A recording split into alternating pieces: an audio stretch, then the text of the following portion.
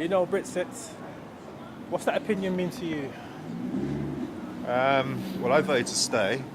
I know Lambeth was the biggest vote to remain, which is quite interesting.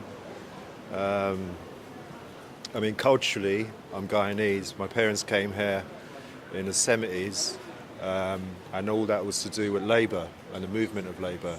You know, I certainly would have I've benefited from that system, and I don't, I see that as a wealth, not as something to kind of sort of employ what I see as pretty negative systems. You know, the National Health Service was built, on the Commonwealth, and I'm a result of that. So I voted to remain. Why did you personally choose to remain? Because I think for me, I think to be part of a bigger kind of community makes more sense economically, culturally, education, all these sorts of things. You know, if you want to study, funds are available. You just benefit from reap the benefits of a bigger system. You know, I don't think you lose anything culturally. I don't have any kind of hang-ups of the idea of the foreigner within, whatever that means, or nationalism, which I think seems to be the way people kind of voted. Did it affect you now, choosing to, all these people chose to leave? How does that affect you? It hasn't really affected me economically or anything like that, but there have been divisions within families, like, one member may have chosen to stay and one chosen to leave, and their reasons have caused certain kind of problems. I know in certain businesses, like, friends and colleagues at work, there is an effect that's started to happen. Like firms are wanting to relocate, look at relocation, all this sort of thing. But as I say, it's just the beginning of a process. We don't really know.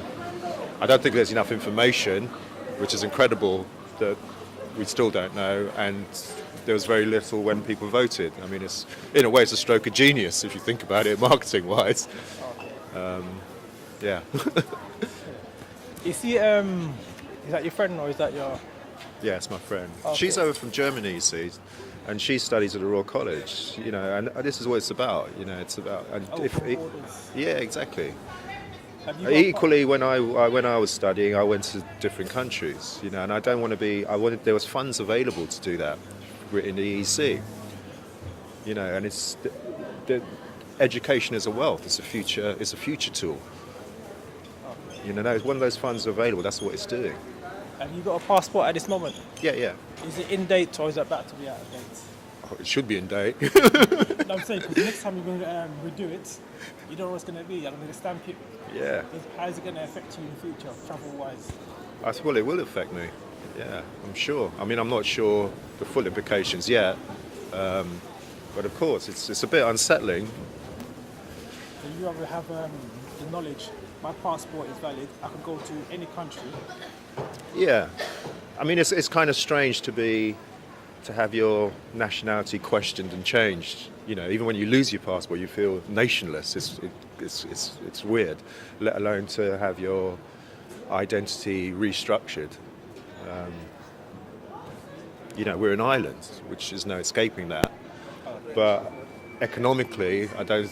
As I say, and culturally, it makes more sense or historically correct to be part of a bigger, whether it's diaspora, because I'm from Caribbean, Indian, all that sort of thing. I mean, you can't take that away, but just to put another level of something which feels a bit uncomfortable.